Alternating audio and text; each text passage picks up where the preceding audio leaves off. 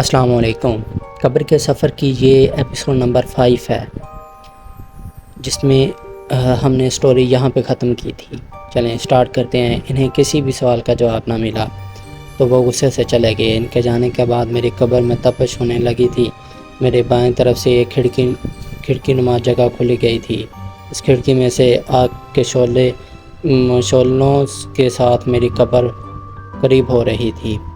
قبر میں بدبو بڑھنے لگی۔ قبر میں چاروں طرف سے تنگ ہوتی جا رہی تھی۔ آگ کی تپش سے میرے جسم کا بایاں حصہ جل چکا تھا۔ میں چیخنا جا رہا تھا، چیخ کر پوچھا یہ مجھ سے میرے ساتھ کیا ہو رہا ہے؟ کیونکہ میری قبر تنگ ہو رہی ہے؟ آگ کیوں میرے جسم کو جلا رہی ہے؟ قبر سے آواز آنے لگی، اے انسان، اے انسان۔ قبر کا تنگ ہونا، بائیں طرف سے کھڑکی کھلنا، یہ سب تیرے اعمالوں کا کیا دھرن ہے۔ تو اگر دنیا میں خود کو تنگ رکھتا تو تمہیں یہاں وسط قبر ملتی۔ اب تیرے چیخنے کا کوئی فائدہ نہیں، یہاں تیری طرح کے بے شمار انسان چیخ رہے ہیں۔ یہ سب تجھے پہلے سوچنا چاہیے تھا۔ اب عذاب کے لیے تیار ہو جا۔ وہ آواز خاموش ہو گئی۔ آگ میری بہت قریب آ چکی تھی۔ میرا چہرہ آگ سے جل رہا تھا۔ اس آگ کی تپش دنیا کی آگ سے کئی گنا زیادہ تھی۔ آگ کی تپش مزید تیز ہوتی جا رہی تھی۔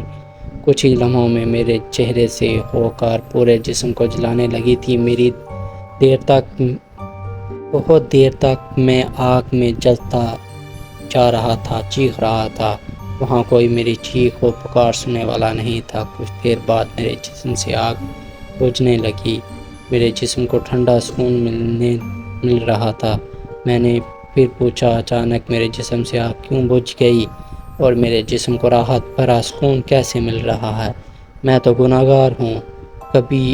کبھی اس آواز سے مجھے جواب ملا، دنیا میں تیرے وارث تیری بخشش کے لیے قرآن خوانی کروا رہے ہیں، اور جب تک تیرے لیے قرآن کی تلاوت ہوتی رہے گی تب تک تمہیں کوئی عذاب نہیں دیا جائے گا، اور یہ بھی ہو سکتا ہے کہ اس قرآن اور دعاؤں کے صدقے تیری بخشش ہو جائے۔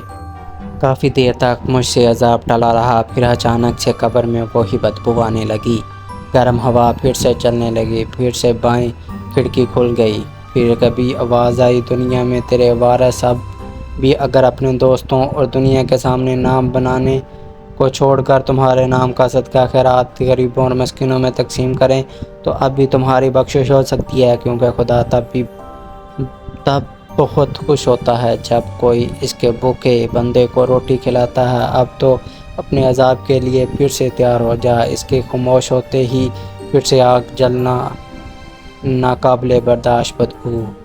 میں پھر سے چیخنے لگا۔ اتنے میں میری قبر سے ایک بڑا بچھو نکلنے لگتا ہے جو میرے پاؤں سے ہو کر میرے منہ کی طرف آتا ہے۔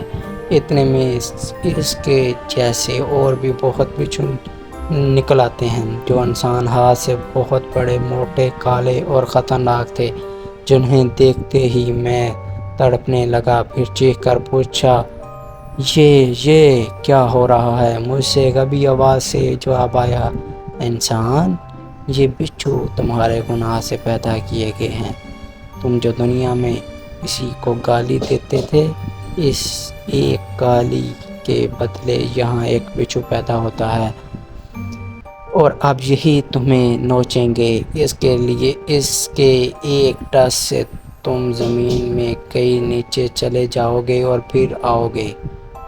پھر دوسرا ڈسے گا۔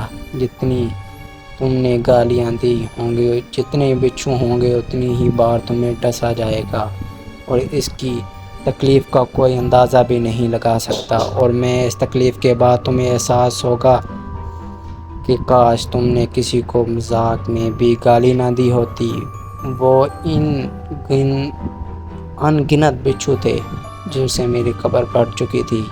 باری باری ایک ڈستا گیا۔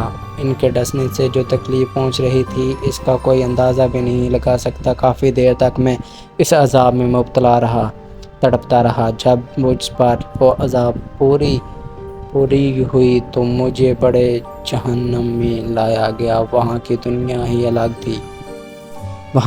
ہی الگ تھی، ایسی دنیا جس کا کوئی تصور بھی نہیں کر سکتا۔ جہنم کی دنیا بہت بڑی تھی، ہر جگہ آگ ہی آگ تھی۔ میرے ساتھ ایک سزا دینے والا فرشتہ تھا جس نے مجھ سے کہا، اے انسان، یہ وہ جہان ہے جس کا دنیا میں کوئی انسان تصور بھی نہیں کر سکتا۔ یہاں سبھی گناہ گار ہیں، اور اب تم دیکھو گے کس کو کس گناہ کی سزا مل رہی ہے۔ یہ سٹوری ابھی جاری ہے، اس کی نیکسٹ ایپیسوڈ جلد ہی اپلوڈ کر دی جائے گی، اور پہلی ایپیسوڈ دیکھنے کے لیے اس ویڈیو کے ڈسکرپشن میں جائیں۔